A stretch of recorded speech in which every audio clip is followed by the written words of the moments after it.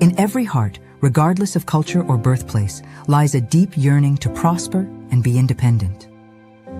Ou vleran souf epi, ou dwe an sécurité financière.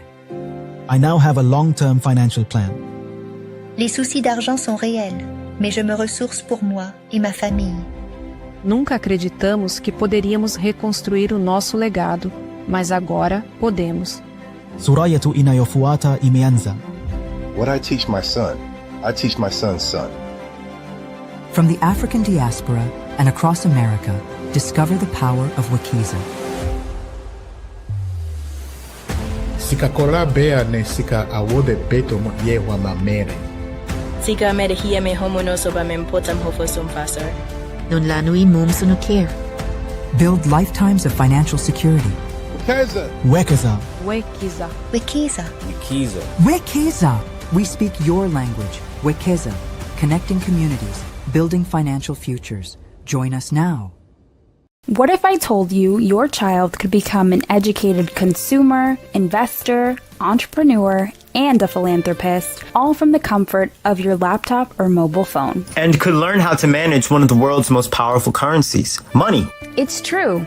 I'm Sienna, And I'm Dante, and we are both World of Money Youth Board members. I know firsthand how life-changing it is to be financially capable. When I was 11, my parents enrolled me and my siblings in the World of Money Institute, where I learned how to budget, invest, and donate my money. I first attended World of Money when I was 12, and now, like us, over 5,000 young people globally and growing. Your child also can become financially educated with the World of Money online course. This award-winning financial education program is tailored for ages 7 through 21. Our course provides 160 self-guided lessons, videos, activities, quizzes, live homerooms, and scheduled town halls. During the course, your child will learn about budgeting and saving, compound interest, artificial intelligence, and so much more.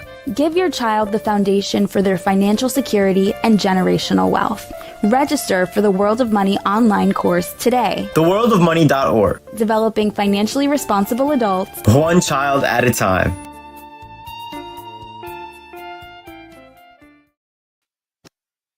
Hello, I am Sabrina Lamb, the founder and CEO of Wakeza, which means Save and Invest in Swahili. I'm also the founder of WorldOfMoney.org, the leading provider of immersive financial education for children ages pre-K to college. Tonight, you are joining a conversation, a community interactive conversation on the Planet Wakeza podcast, where I interview and have conversations with financial experts, legal experts, so that financial security is part of the African diaspora culture. And so that is really important. And as you know, there's a lot going on in the news that's kind of scary, because I've been talking to a lot of people. There's a lot of fear. We know the headlines have been full of confusing economic news lately. Words like tariffs and volatility and spreads are flying all around, and it's not always clear what any of this means for you, your family, or your money. Today, we're going to break it all down in plain language. What's really happening with the economy? What's happening with your economy? What are your questions regarding it? How will these government decisions affect the prices we pay, our savings, our investments, our 401k, and our future? We're brought together tonight, top financial minds to help you understand why the markets are acting jumpy lately. Maybe you're not in the market. Should you be? Is this an opportunity to buy, or should we sell? What is inflation really? Does inflation always exist? And interest rates, how would that impact our lives? The Fed says we're not going to make a decision yet.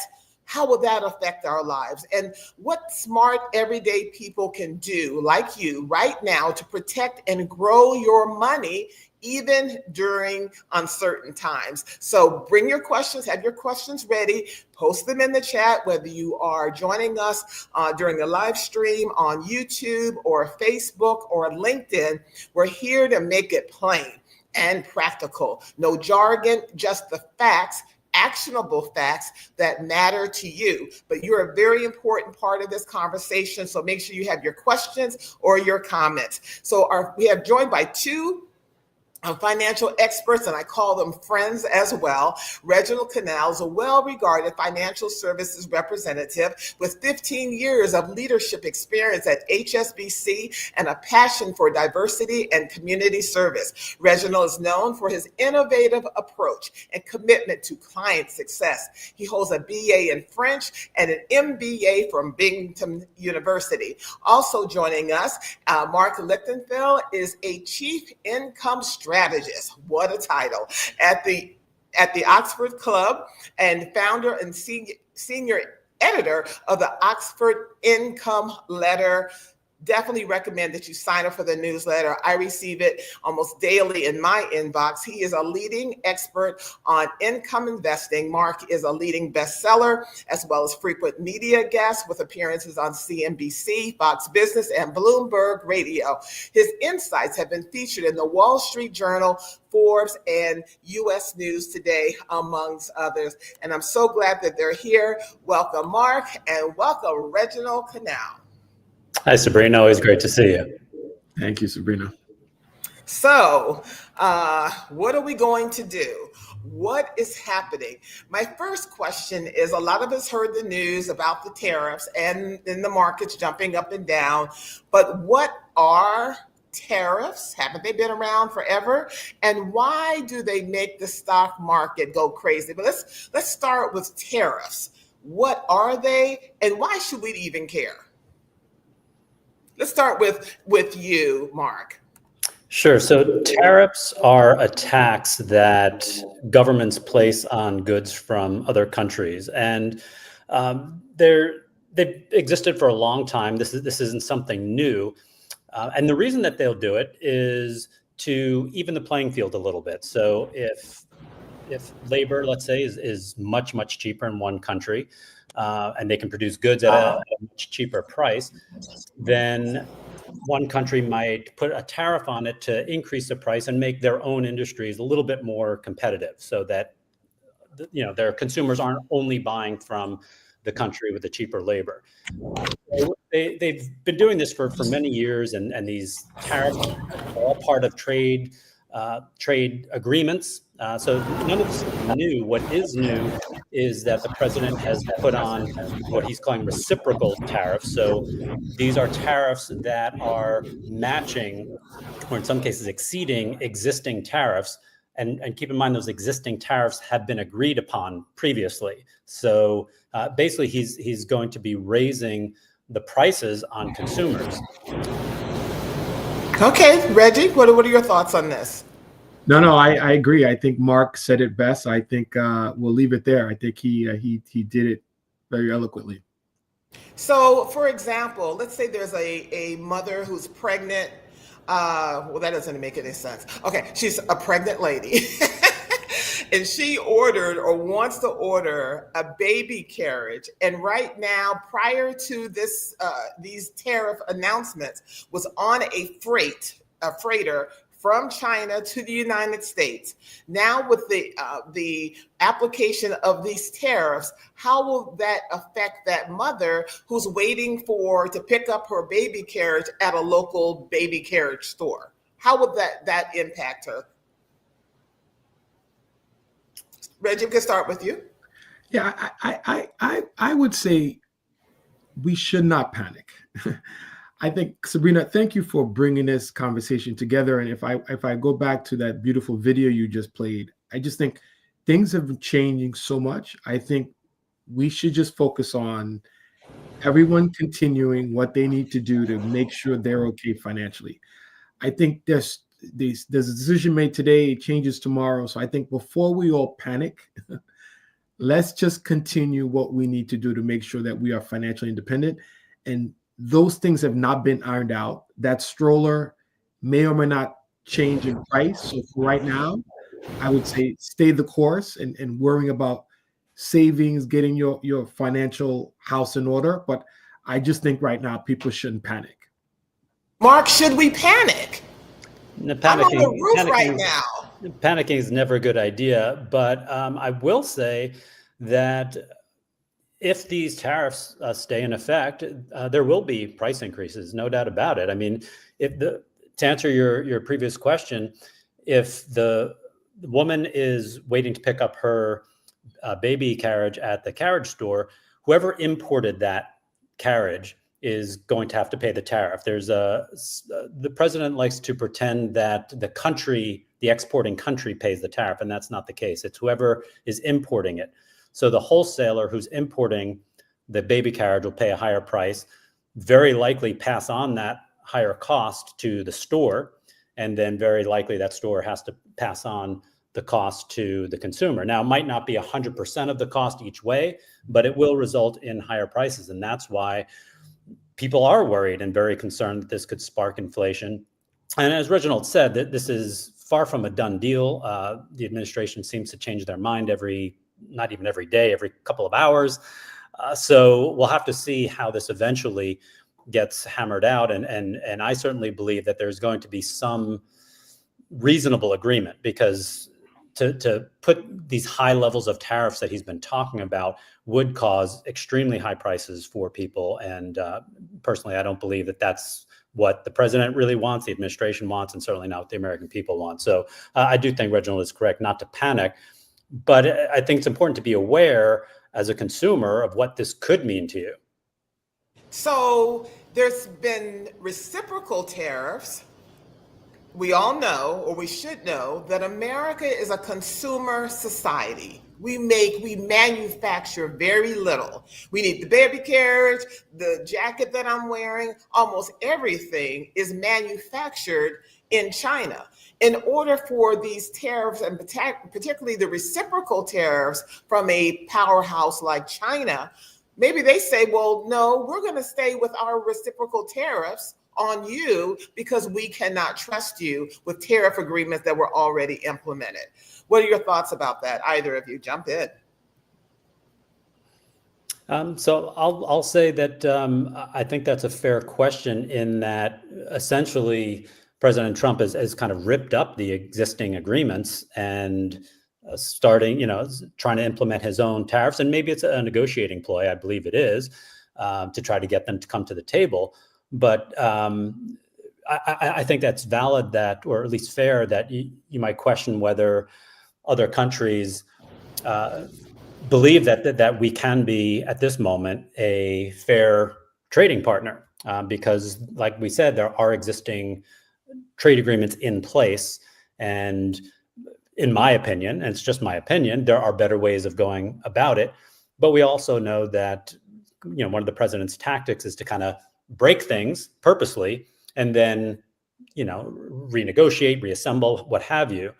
So this is his strategy. But I do think it's a fair question about whether countries will trust the agreements they have in place, or future agreements.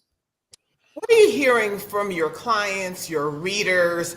Are you experiencing or hearing from them or feel from them fear? What emotion are you hearing from?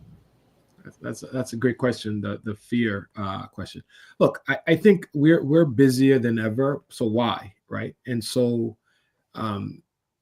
this has caused people to, we say, what's your plan, right? So you can take this as a, with chaos comes opportunity. So you can say, I'm fearful, but what's your plan? Like, we can't sort of stay on fear, right? So do you have a plan for retirement? Like, where are you in your cycle?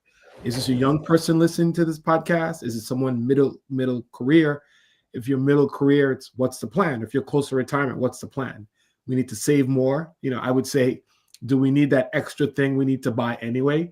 So maybe, we're not looking to consume, we're looking to save, right? So if we go back to World of Money and what Keza, what are you teaching us? We need to save more. So I just think we're telling people, don't panic. What's your plan? And if you don't have a plan, get with the financial professional to come up with a plan. They're saying, what are you going to do? Are we going to save more? Where are we going to retire? What's our budget? So I would say we have to call people, right? We have to be active, right? We can't just allow people to stay in the fear. It's time to call the clients and saying, let's have a meeting, let's discuss. People just, you ever be on a plane and the plane is chaotic and the pilot comes on? I just need to hear the pilot. I need to hear the professional tell me, like, everything is going to be okay. We have a plan, right? So I would say that let's develop a plan if we don't have a plan, or let's stick with the plan. And that's I think the hardest thing for people, even when they have a plan, because Mike Tyson famously said everybody has a plan until they get punched in the mouth.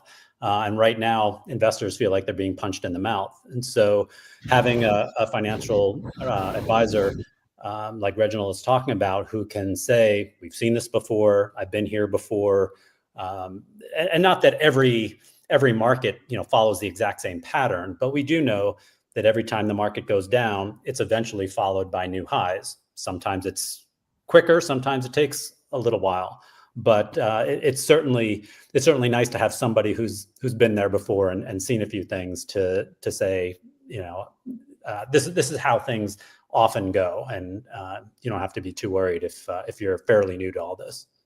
We're having a interactive conversation, so your comments and questions are invited. Just place them in the chat, no matter if you're joining us from LinkedIn, YouTube, or Facebook. Ask your questions. What are your concerns, your top concerns financially right now? And joining us is Marc Lichtenfeld. He is the Chief Income Strategist at the Oxford Club, as well as Reginald Canal, who's a financial services representative. Okay, I understand you said that I'm not supposed to be afraid, but then now my milk or my vegetables or eggs, remember eggs during the last election cycle? Now they are quadrupling. How am I supposed to feel? Listen, you're not alone, right? And so I think we're stuck on the eggs conversation, right? But I think I want to let's call it avocados then. Look, I think it's we spend, right?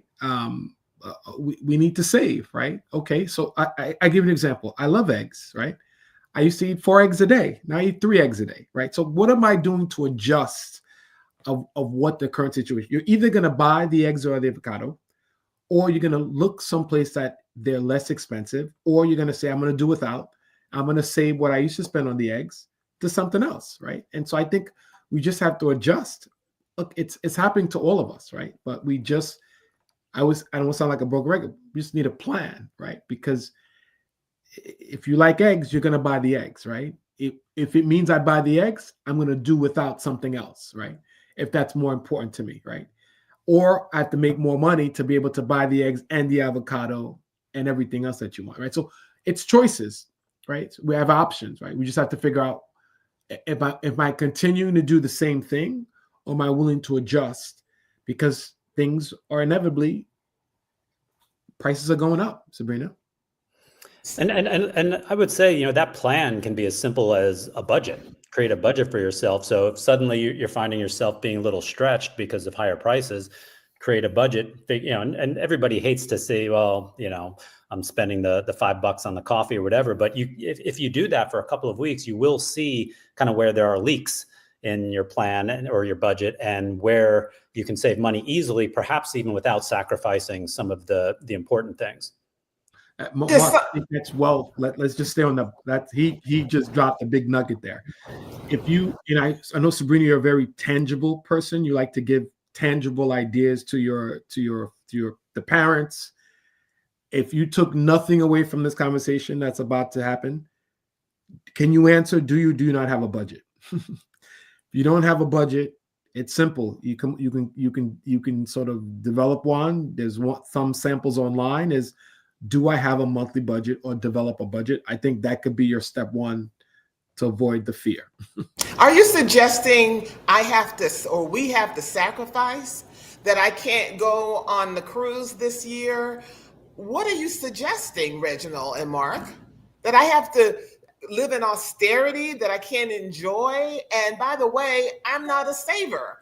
So what do you say to someone that says that? You're not a saver. Well, look, then you can't really, you don't have a plan, right? Because what we do know is, things will happen, right? So if you don't plan for something, the unexpected will happen, right? So we always start with a process with what are your goals? Let's say, well, what are you trying to accomplish? If you don't have goals, let's develop the goals, and then usually after the goals, there's a budget. Look, if you're saying that you don't want to save, and you're just gonna look what happened with the pandemic, right? And how many people lost work, and we know like how many people don't have a month worth of savings saved up, right? So if you're not planning and something would go wrong, it's only go on that cruise. But if something would have happened, what would happen to you and your family? But wait a minute, Marc, Reggie, the government's going to be there, right? Well, what do you mean by be there? I mean, even Be if Social there. Security, even if Medicare is there for you, that's not enough to live on. I think the average, Reggie, you may know this better than I think the average Social Security check is it somewhere around $2,700 a month, something like that. That's not you might be able to pay your rent and eat barely, depending where you live. Certainly not in New York, but you can't rely on the government to take care of you, because they may not be there for all of your needs. Well, let's put a little underscore under this. Will Social Security, the agency, that the fund that people have been, contributing to all of their working life, will that be there for them when they decide to retire? Sabrina, I don't think Mark and I can answer that question. But I think, is it Jessica that just asked a question about sort of either goals of living in the country versus going out of the country or living abroad? Look, that's an interesting thought, and folks are debating that. I have a lot of clients who are thinking about, do I spend X number of months here? Do I need X number of months abroad? Look, a couple of things you have to think about is lifestyle, right? And so really, I make X, what's my lifestyle, and what do I need per month to live on? If you think, living in the US, and I'm just making this up, you need $10,000 a month to live on, and you look at the amount of money you've accumulated and when you're going to retire, and also looking at how long is longevity in your family, then you have to decide, can that money that I have, the $10,000, can that work in the US? Or if I go to another place and it's half that, you also have to think about, is your insurance going to be work in that other country? Healthcare is really what you have to, Jessica, you have to really think about, is wherever you're going to retire to. Is it full-time? Is it part-time? It's options, right? But I'm sure that option comes with my plan. What is my plan? You need a plan. Mark, what are your thoughts? You're nodding. Yeah, I agree. And if you're looking at perhaps moving abroad, whether permanently or part-time, there are many places that are a lot cheaper. I was just reading an article today to live in a suburb in Costa Rica for $600 a month in rent. Sounds amazing. And Costa Rica is a beautiful country. I love it there. But you may be giving up some creature comforts at home. You have to consider if the healthcare is going to be up to your standards, or if you have an emergency, what happens? Will the Wi-Fi? There are always going to be pros and cons. So if you're going to consider moving somewhere to save money, and there are plenty of Americans that do and really enjoy their life overseas or in another country because it's cheaper and slower pace. But you should go in your eyes wide open and fully investigate to what you may be giving up by moving there. And they had a plan.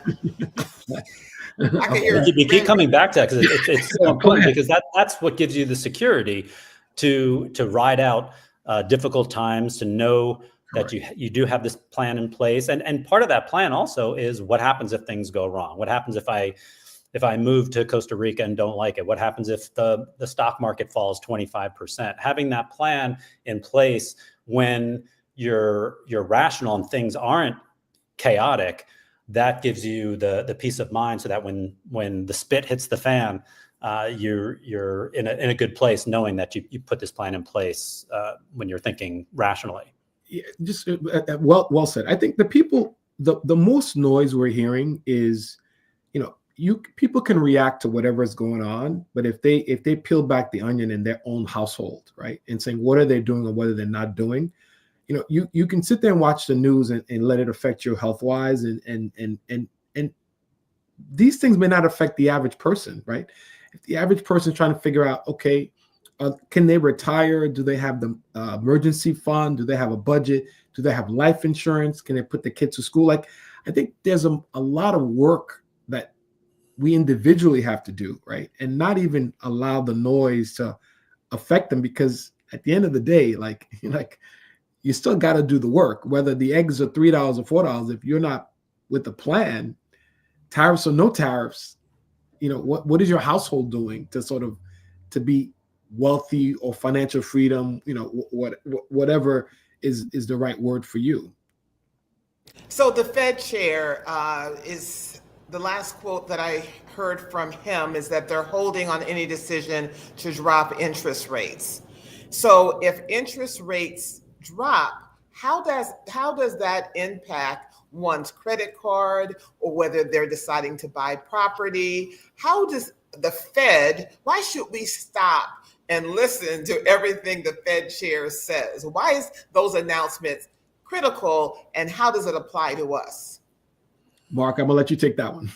Sure. So I don't think you necessarily should listen to every Fed announcement, because typically when they raise or lower interest rates, it's in very small increments at a time, and then it takes kind of the economy and all the different aspects of the economy to catch up. So if the government lowers interest rates by a quarter or half a point, it's not like tomorrow you're going to see your credit card interest rate go down, or the mortgage that you're going to be applying for go down immediately. These things kind of take time to work through the system. So, eventually they will. And so lower rates by the Fed usually means lower interest rates for consumers and businesses, and vice versa.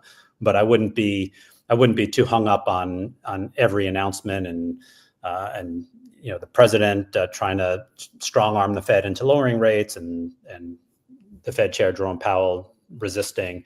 More than anything, I think if you want to pay attention to the Fed, it's to get an indication of where they think the economy is and where it's going.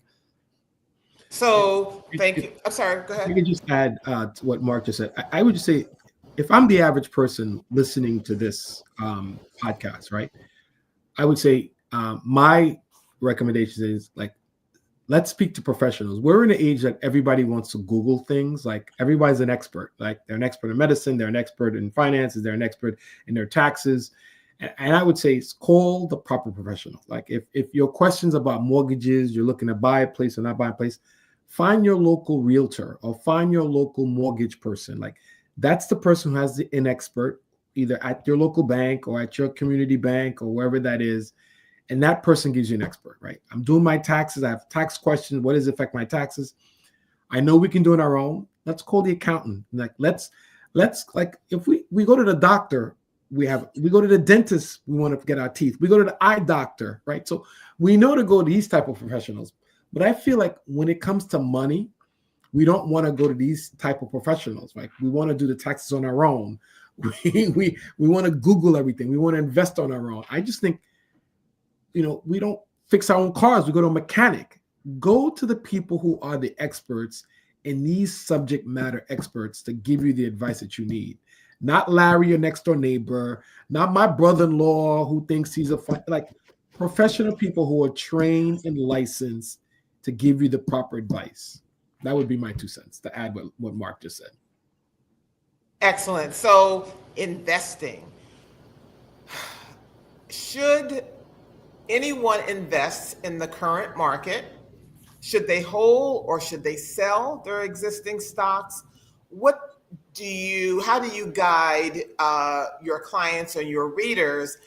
And I will also underscore what Reggie said, that each person has each one of you have your own goals, your own life cycle that you're in.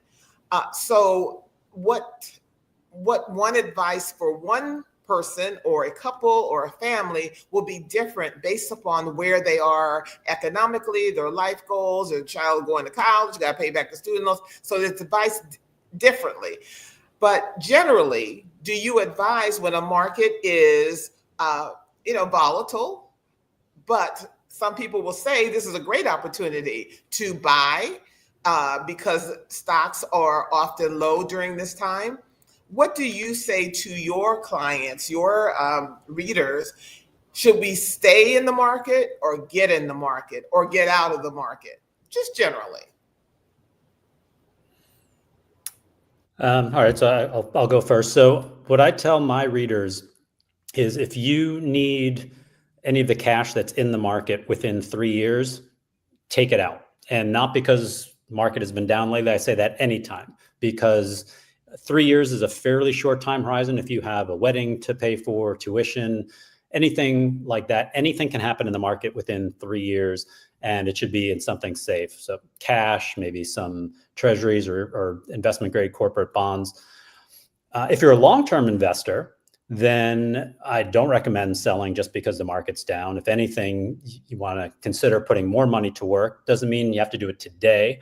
But as I said earlier, every time the market has fallen, whether it's been down a little bit, whether it's been a major crash, eventually the market went up to new highs. And that's really when you can move the needle on your portfolio and your wealth, is if you do put some money to work when things are down. Doesn't mean you have to put everything into the market at all once. In fact, I wouldn't recommend that.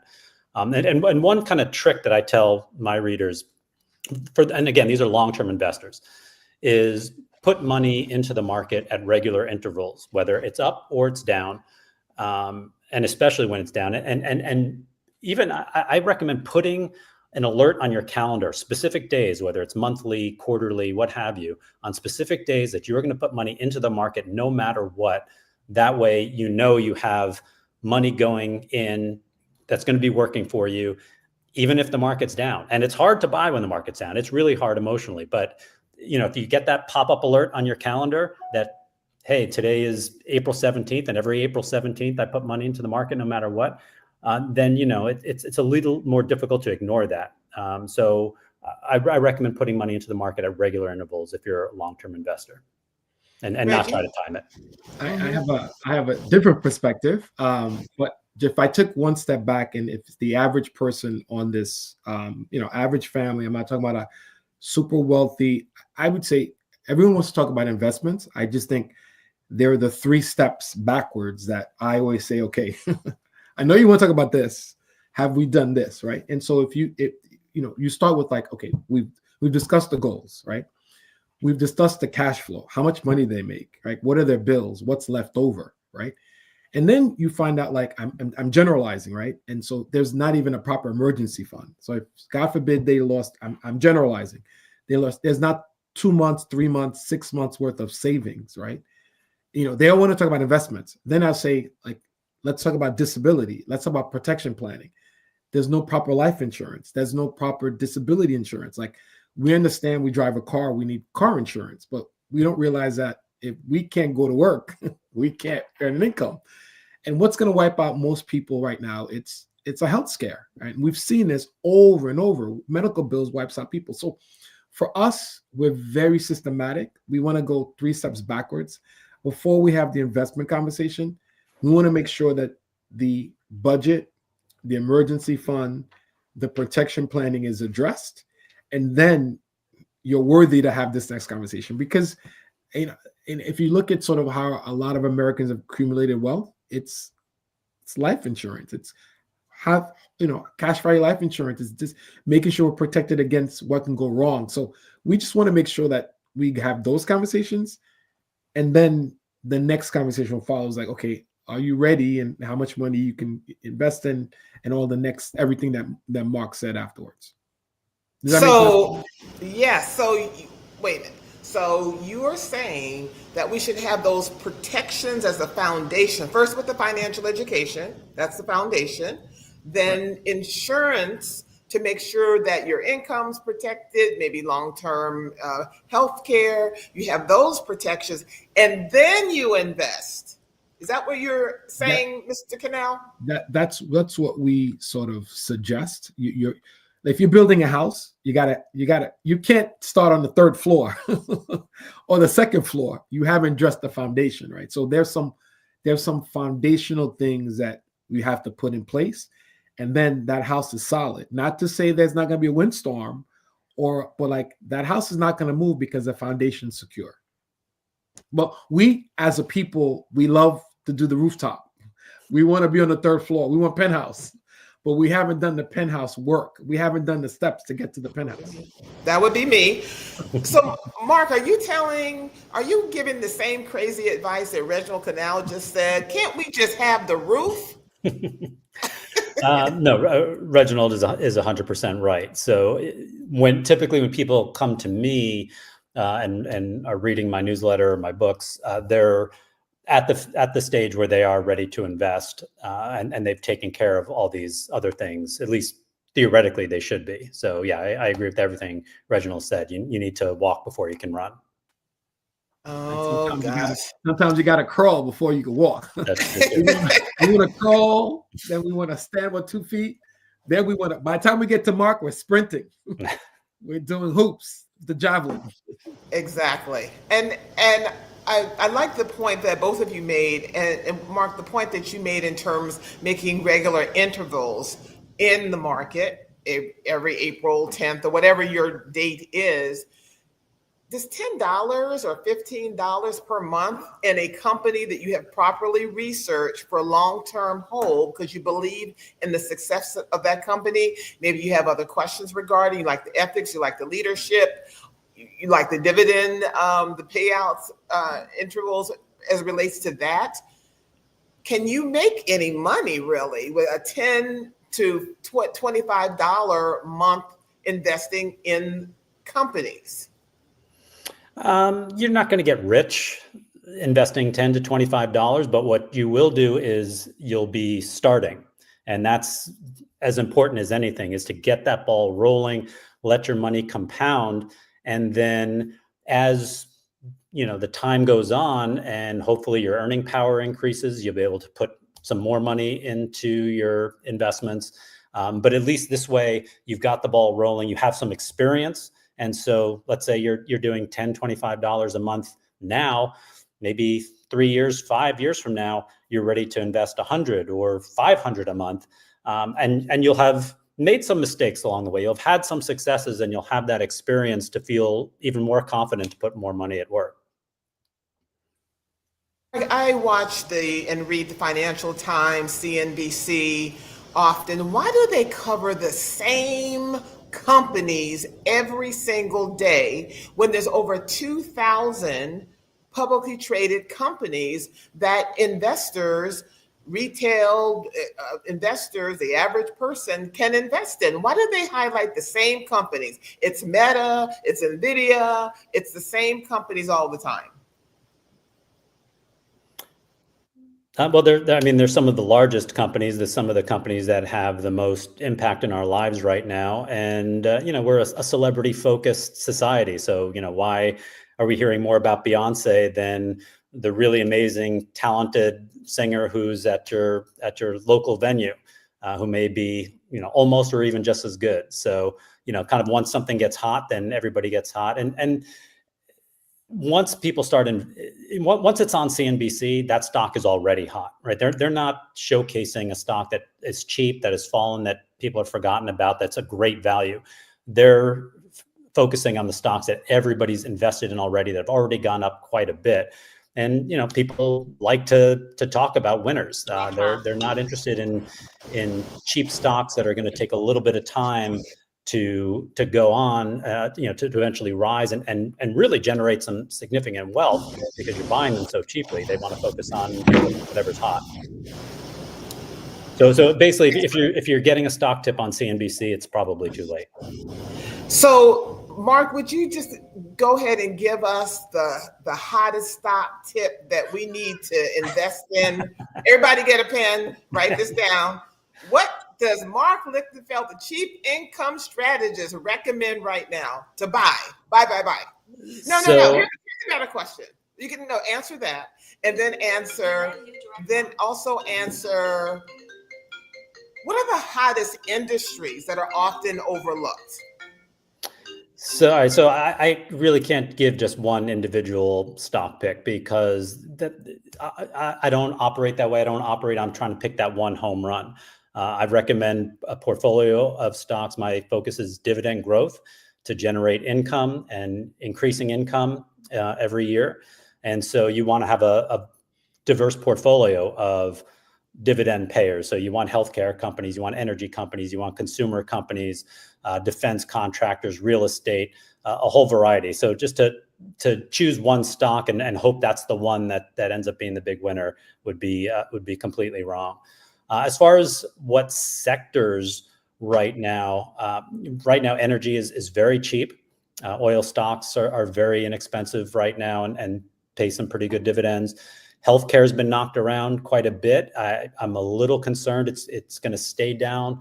Why has it been knocked around? What does that mean? Meaning that some of those stocks are down. The whole sector is down quite a bit. And part of it is because of the tariff talk. A lot of the drugs that come into this country are manufactured overseas, or the important ingredients that make up those drugs are manufactured overseas. And the president has threatened tariffs on those. So some of those big drug companies are down. There's also, some uncertainty as far as healthcare policy as well. So it's a very out of favor sector. It's a sector I like. It's fairly recession proof. If you need your medicine, you're going to take it, but it's not going to necessarily go up tomorrow. It might be something you have to sit with, but there are many great companies out there that pay terrific dividends, that raise their dividends every single year. So you can increase your income in those.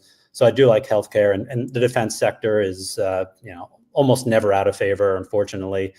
We live in a dangerous world, and there's always going to be need for missiles and cybersecurity and defense systems. So defense contractors are a conservative and recession-proof sector to play. And continue with that in the remaining time that we have. And Reggie, please join in. Could you just talk about the influence? Could you talk about these are major companies that impact our lives? What is the impact of NVIDIA on our lives, that company? What does it do? How does it impact us? What is its influence in terms of our everyday life? I'll let Mark take that one. So NVIDIA became incredibly hot because they make a lot of the chips that go that basically fuel artificial intelligence. And artificial intelligence is a booming industry right now that is still in the early stages. And there are a lot of experts that think it's gonna dwarf the internet boom. And so, basically, it's kind of the equivalent. The analogy I love is the picks and shovels from the gold miners from back in the gold rush.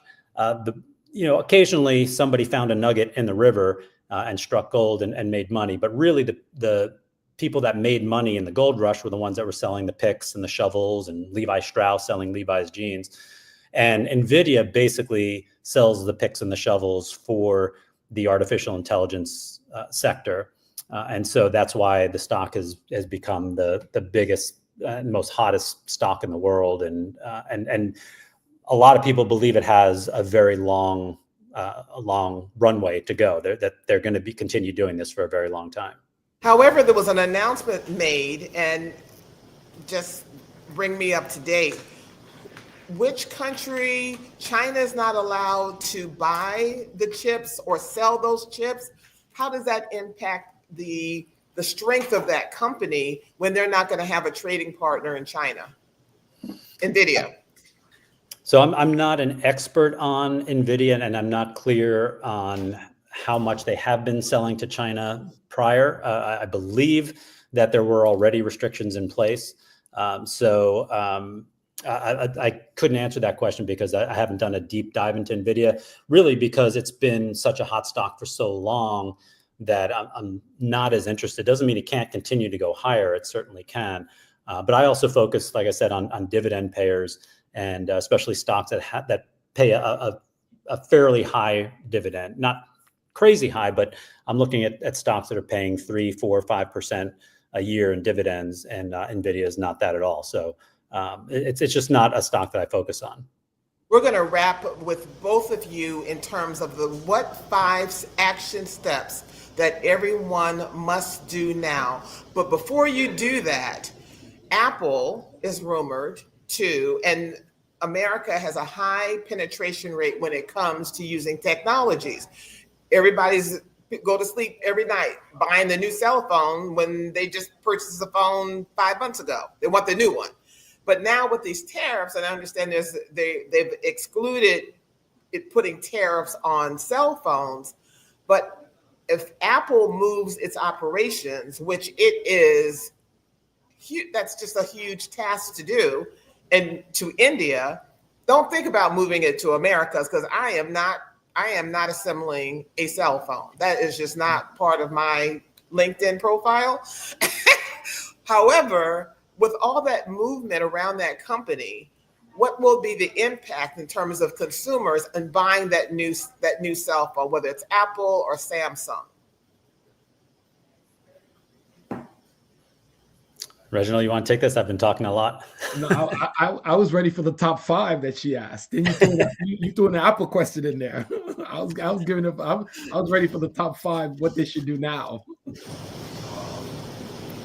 Any thoughts on Apple and moving to India and how that's going to affect prices in this country regarding cell phones?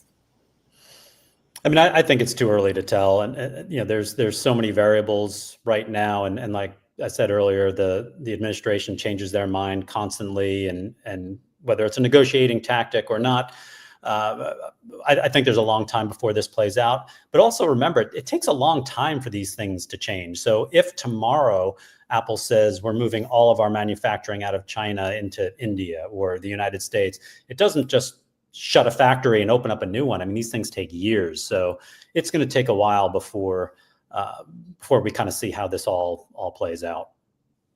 Okay, so in our wrap, give everyone 5 action steps. Maybe someone is feeling overwhelmed. Maybe they've always felt overwhelmed or not faced their financial reality. What's 5 action steps that they should do right now? And if they have a family, do together with their family, whether their family participates or not, to start taking control of their money and their lives. Let's start with Mr. Reginald Canal. We'll give Marc a chance so catch his breath. Okay, I would say 1, financial education is huge, right? And so we're not really taught it well in school. Some of us didn't learn it from our parents. So if you have a young child that's in, sort of the ages that Sabrina talked about, so I would highly recommend them signing up for World of Money, because obviously that's someone who's been well vetted. I think it's 5,000 who've gone through it so far. I think what you're doing, Workeza, I think that's amazing. People should really follow what you're doing there, because that's also going to be revolutionary what you're doing that. So I would say, I think that's one, they should sign up for someone with World of Money. 2, follow Sabrina, what she's doing with Workeza. 3, I would say, think of your goals. Think of your 3 or 4 financial goals. What are you trying to accomplish?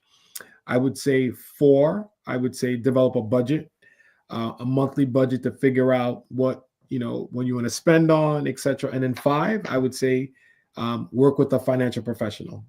That would be my top 5. Yeah, and I think your first one about financial education is so important. And obviously, I'm a big fan of World of Money. I've taught in the classrooms and online, and the work that you guys do is incredible. I wish every kid in America could go through it. But if you can teach your kids, and even if you're not that knowledgeable, this will give you a reason to learn a few things and discuss it with your kids, and maybe even learn it together. And that can be a really fun exercise and bonding experience with your kids too. And it's so important. And in fact, my 21-year-old daughter, just a couple of days ago, she's going to be coming home from college in a few weeks, and she said, "I'd really like to sit down with you and Mom to talk about adulting." And kind of going over these things, going over a brokerage account, and what does the stock market mean? I mean, she grew up in my household. I'm always talking about the stock market, but I guess we never sat down and really kind of talked about how it affected her. I think she knows what stocks are, but I don't think we ever talked about how this affects her. So I'm actually really looking forward to that. And the only other thing I would add to what Reginald said is try to tune the news out. Because it's generally not going to help you as an investor, as a saver, as a consumer. I mean, you may have heard the expression regarding the news: if it bleeds, it leads. Meaning, the news is always going to lead with the bad news. All right, that's what's going to get you to click. If you're scared, then you need to tune in to figure out if you're going to survive the next disaster, whatever that disaster is. So the more you can tune out, the better. And in fact, there was a study done years ago by Fidelity, and they looked at the hundreds of thousands of accounts that they had, and they found that the best performing accounts were the ones that people had forgotten about or that were dead, because they just, obviously they were just left alone. Now, I don't advocate that you never look at your account, but I think it does show you that it's really important not to react or overreact every time there's a scary headline or the market goes down. So that's really important. And to Reginald's point, having a plan and having someone that you trust working with you will help you with that, so that you can go to them and say, oh my gosh, I just saw this headline. What is this going to mean? And they can walk you through it. And so try to tune out the news if you can. And thank you, Jessica, for summarizing for us. Great job. She's the human being note taker as opposed to AI. Is there one more action step that you often give your readers and clients that we don't hear often as well? Save more, spend less, save more. And mine is invest for the long term, and don't worry about all these moves in the market, even the scary ones. Just continue to invest, continue to reinvest your dividends, and leave it alone. And the numbers can actually be quite astounding, much bigger than you ever imagined they can be if you leave it for 10 years, 20 years, 30 years. And if you start your kids in their teens and their 20s, then by the time they're middle age, which, believe it or not, happens. I never thought it would happen to me, but it did. They'll be astounded at the health of their portfolio and their financial health if you can get them started young. Mark, you and I should go on the road. Yeah, we compliment each other. You've been brilliant, actionable points. If you missed them, just watch this broadcast again, either as a podcast. You can listen and you can watch as well and share it with your friends. But we've been blessed by the insights of Reginald Canal, Financial Services Representative, and Marc Lichtenfeld, Chief Income Strategist of the Oxford Club. And by the way, how can everyone reach both of you?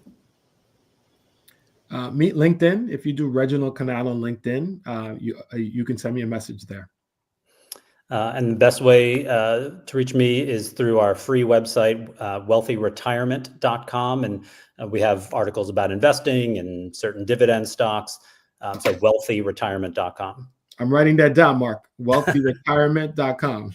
You got it. Everyone have it in the chat, wealthyretirement.com, because that day is here, or that day will come. Thank you both so much for joining us here on Planet Wakiza. Thank you, Sabrina. Take care.